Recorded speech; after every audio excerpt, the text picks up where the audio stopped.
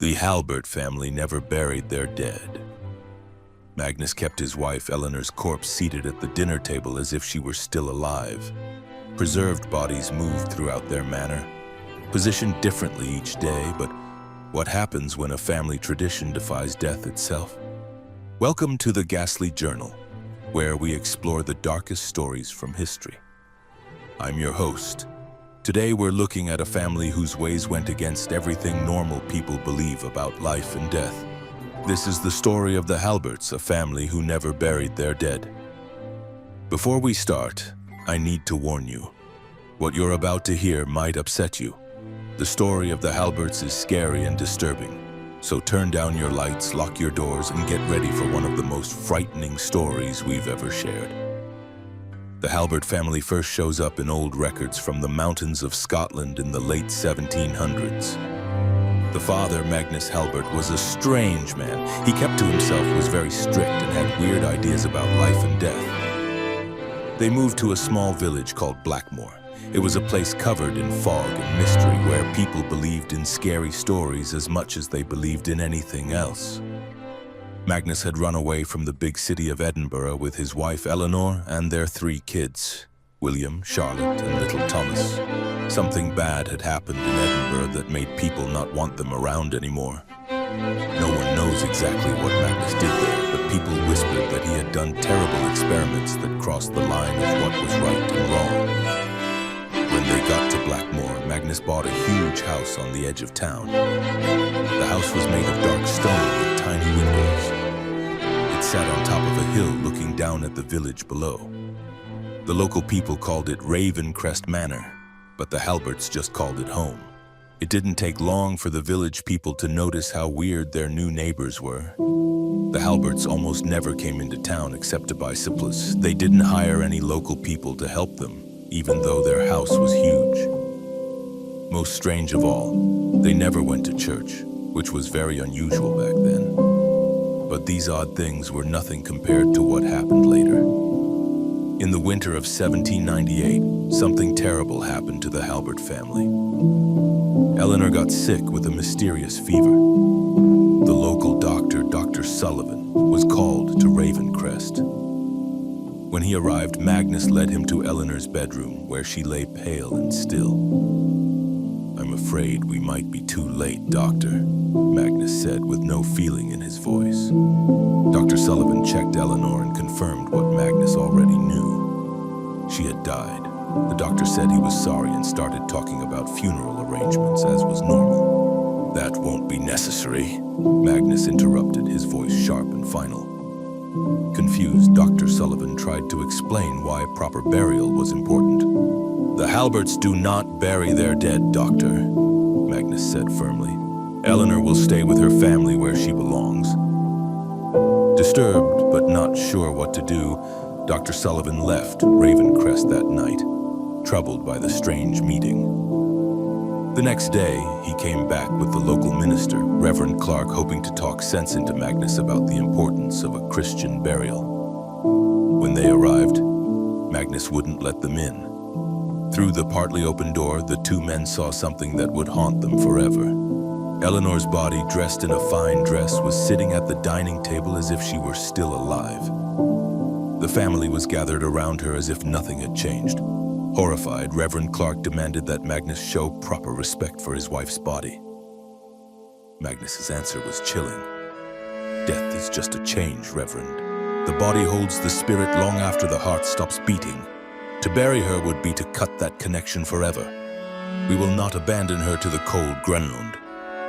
News of this horrible situation spread quickly through Blackmore. The villagers, who were already suspicious of the strange family on the hill, now looked at them with real fear. Some demanded that the police do something, while others were too scared to even talk about it. Sheriff Douglas Mercer, the county's law officer, visited Ravencrest to look into the disturbing reports. When he confronted Magnus, Magnus showed him documents, old yellowed papers covered in strange symbols in ancient writing. "This is our family agreement," Magnus explained, "dating back hundreds of years. The Halberts have always kept their dead close. It is our tradition, our right." Sheriff Mercer, though deeply disturbed, found nothing in the law that said a family couldn't keep a dead relative in their home as long as it didn't pose a health risk. Reluctantly, he left Ravencrest without taking action, but warned Magnus that he would be watching closely. As months passed, Eleanor's body stayed in the Halbert home. Visitors, the few who were ever allowed in, reported seeing her in different rooms of the house. Her position changed regularly, as if she were still part of family life. Sometimes she sat by the fireplace with needlework in her lifeless hands. Other times she was positioned at the piano, her stiff fingers resting on the keys. Even more disturbing were the reports from those who claimed to have seen Magnus talking to Eleanor's corpse, apparently convinced that some part of her could still hear him. The children's reactions to their mother's continued presence were different. William, the oldest at 16, seemed to have adopted his father's beliefs completely, treating his mother's corpse with the same respect he had shown her in life. Charlotte, 13, was clearly upset by the situation, but obeyed her father's wishes. Young Thomas, only 8, reportedly asked visitors when his mother would wake up, suggesting he didn't fully understand what had happened. For 2 years, this horrible arrangement continued, with Eleanor's preserved body remaining a central figure in the Halbert household. Magnus had apparently found some way of preservation that prevented the usual decay, though his exact method remained a closely guarded secret. Then in the autumn of 1800, another tragedy struck the family. William, while hunting in the thick forest around Ravencrest, had a fatal accident when his rifle backfired. His body was carried back to the manor by his heartbroken father and siblings. Just like with Eleanor, William was not buried. Instead, his preserved body was placed in the family's growing display of death. Witnesses described seeing William's corpse positioned in his favorite chair in the library, a book forever open in his stiff hands. By this point, the villagers of Blackmore had developed mixed feelings about the Halberts. While most avoided the family entirely, viewing their practices as evil against God and nature, others became strangely fascinated. Some even claimed that the Halberts had discovered some secret knowledge about death, that maybe the family knew something about the afterlife that others didn't. These rumors grew stronger when people began reporting strange lights, coming from Ravencrest at odd hours of the night, along with unusual sounds that some described as unearthly chanting. More troubling were the reports from shepherds who claimed to have seen figures moving on the grounds of Ravencrest in the dead of night, figures that moved stiffly and unnaturally. In the village, a small group began to form around Magnus Halbert. A handful of locals drawn to the mystery and the suggestion of secret knowledge started to visit Ravencrest regularly. They returned with stories that only added to the family's mystery. Tales of Magnus conducting strange rituals in front of his dead wife and son, of ancient books filled with forgotten wisdom, and of experiments that challenged the very line between life and death. One such visitor was Emily Sutton, a young woman who had recently lost her husband to a disease. Desperate to keep some connection to her beloved, she sought out Magnus, hoping to learn his methods of preservation. Emily's account of her visit to Ravencrest provides one of the most detailed descriptions of the Halberts' strange lifestyle. According to her journal, which was found years later, the inside of Ravencrest was unlike anything she had expected. "The manor is not a house of mourning," she wrote, "but rather a place where death and life exist in disturbing harmony. The dead Halberts are positioned throughout the home as if they were still participating in daily life. Eleanor at her needlework, William with his books. Magnus speaks to them, sets places for them at the table, and treats them as if they were merely quiet, not gone. Most disturbing of all is the children's acceptance of this arrangement." Charlotte reads aloud to her mother's corpse, while young Thomas plays at his brother's feet. They have made normal what should be impossible to accept. Emily described Magnus as charming and well-spoken, a man who spoke of death not as an end, but as a temporary inconvenience. He showed her his laboratory, a large room in the east wing of the manor filled with strange equipment, bottles of chemicals and journals documenting his work. Magnus believes that the soul remains connected to the body for far longer than most people think, Emily wrote. He speaks of death as a door that swings both ways and hints that under the right circumstances that door might be reopened. Whether driven by grief or truly convinced by Magnus's theories, Emily became a regular visitor to Ravencrest. She began helping Magnus in his work, becoming something of an apprentice. Her journal entries from this period become increasingly strange, filled with mysterious references to the threshold and the return. The situation at Ravencrest might have continued forever had it not been for the events of the winter of 1803. A particularly harsh season had cut off Blackmore from neighboring towns for weeks. Food was scarce and sickness was spreading through the village. When 3 children from the village went missing during a blizzard, search parties were organized. The missing children were not found, but the search led to a shocking discovery on the grounds of Ravencrest.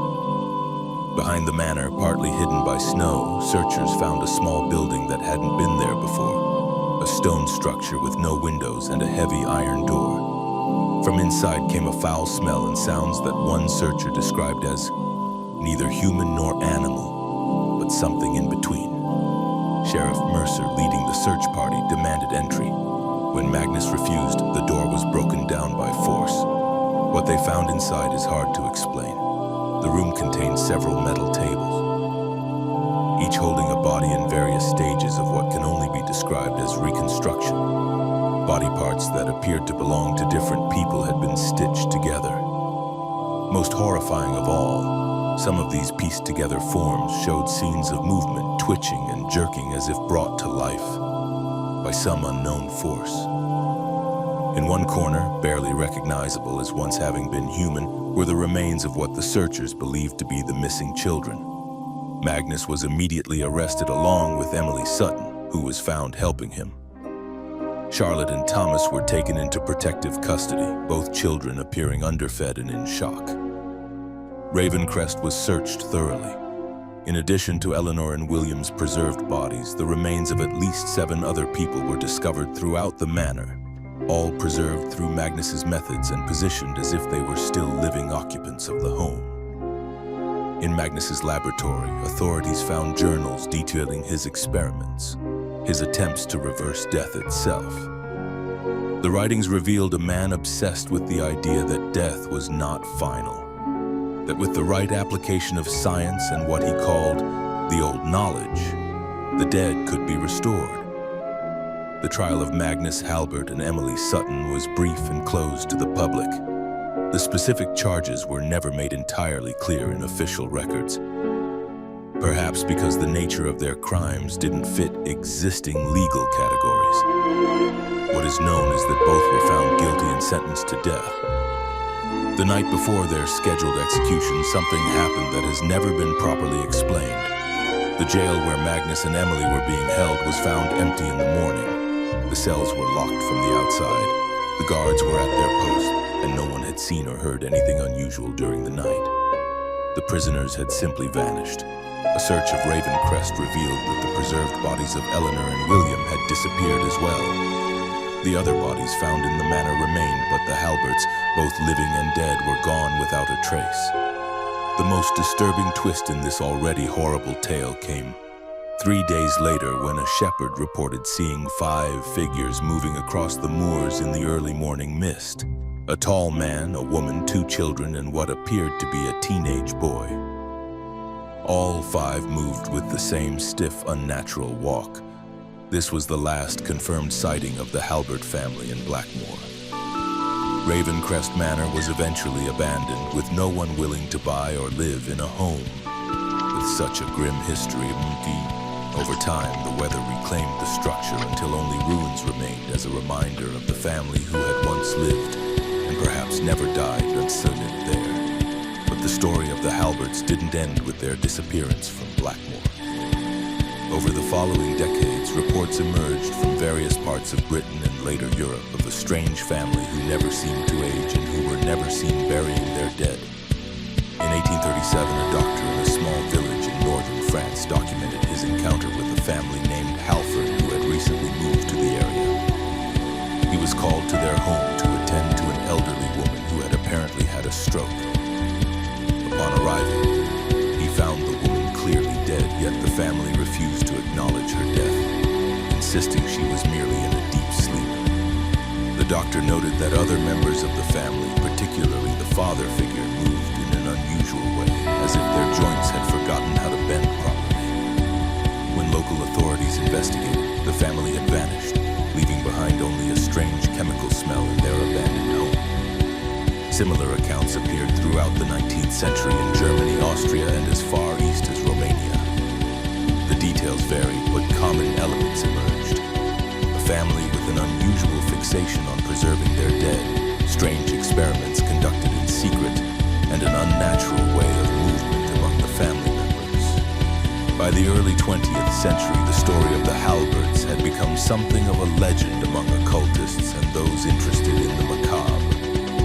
Some claimed that Magnus had discovered the secret of immortality, but at a terrible cost. A half-life of constant decay held back only through his mysterious preservation techniques. Others suggested that the Halberts had never been entirely human to begin with, that they were something older and stranger that had merely taken on human appearance. The most believable later chapter in the Halbert saga came in 1923, when a private detective named Richard Thornton was hired to investigate a reclusive family living in an isolated manor house in the Carpathian Mountains. His client, a wealthy businessman, had become concerned after his daughter became involved with the family's son. Thornton's detailed report, discovered among his effects after his death in 1927, describes a family of 5 who matched descriptions of the Halberts in many ways. Most notably, he observed that while they claimed the elderly woman living with them was the family matriarch, she never spoke, never ate, and was frequently moved around the house like a piece of furniture. Thornton's investigation ended abruptly when he was discovered attempting to photograph the family. He was severely beaten and warned never to return. In his report, he wrote, "I cannot say with certainty that these are the infamous Halberts of Blackmore, but if they are not, then they are their spiritual successors in every way that matters." The trail of the Halberts goes cold after Thornton's encounter. If they continued their wandering existence throughout the 20th century, they apparently became more careful about drawing attention to themselves. However, in 2006, an interesting discovery was made during the renovation of an old house in Prague. Hidden within a sealed wall cavity, workers found a collection of journals and scientific notes dating from the mid-19th century. The papers, written in an old form of English, detailed experiments in human preservation and animation that were strikingly similar to the methods attributed to Magnus Halbert. Most intriguing was a family photograph found among the papers. Though faded and damaged, it showed 5 figures. A stern-looking man, a woman with a vacant expression, 2 children, and a teenage boy. All were dressed in clothing from the late Victorian era, but the photograph itself appeared to have been taken much later, possibly in the 1930s or 1940s based on the photographic technique used. Experts who examined the photograph noted several disturbing details. The subject's skin had an unusual waxy appearance. Their postures were oddly rigid, even by the standards of early photography, when subjects had to remain still for long periods. Most telling were the woman's eyes, which appeared to be glass replacements rather than natural. The papers and photograph were acquired by a private collector before they could be properly studied by authorities, and their current whereabouts are unknown. In the decades since, rumors and unconfirmed sightings of the Halberts have continued to surface occasionally. Urban explorers claim to have encountered a strange family living in abandoned buildings.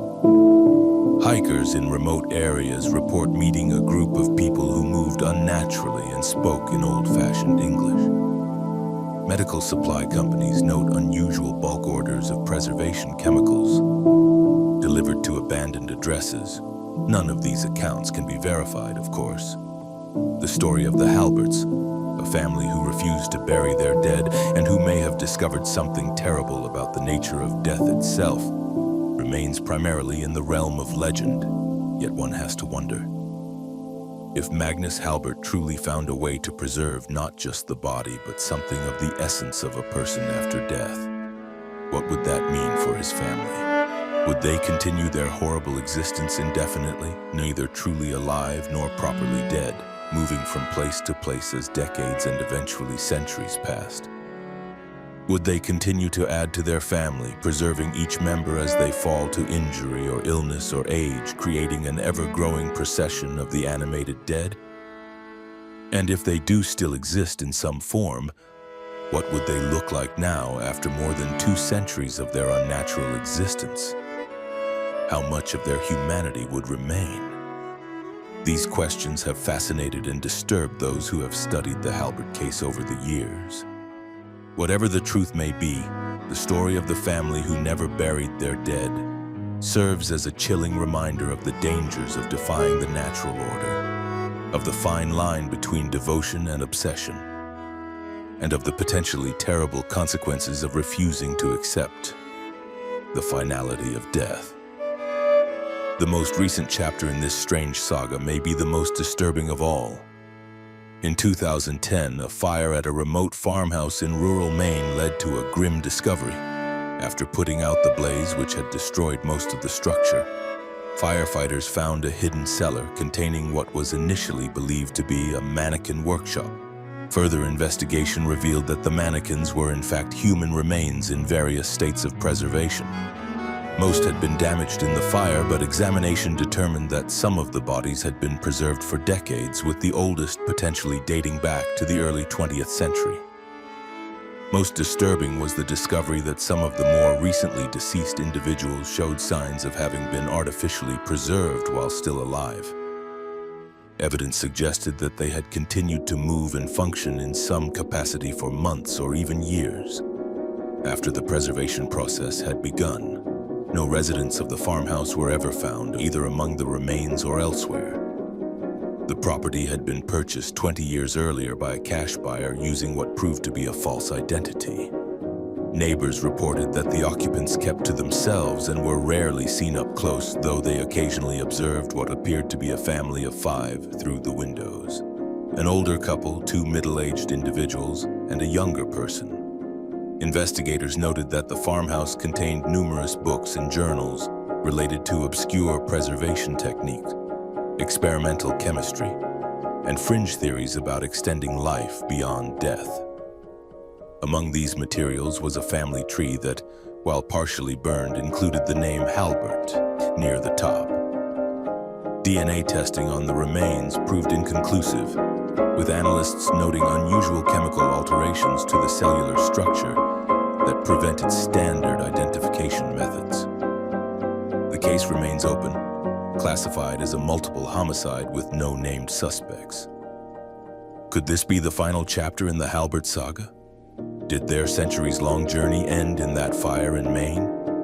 Or did they escape once again, perhaps leaving behind only their oldest and most deteriorated family members as they fled into the night? The truth may never be known, but perhaps that uncertainty is fitting for a family whose very existence challenged the boundary between life and death, between history and legend. What we can say with some confidence is that the story of the Halberts, whether viewed as historical fact, elaborate folklore, or cautionary tale, touches something deep in our collective fears. It speaks to our fear of death, our reluctance to part with those we love, and the terrible consequences that might arise from defying the natural order. The story of the Halberts serves as a necessary warning. Some boundaries are not meant to be crossed.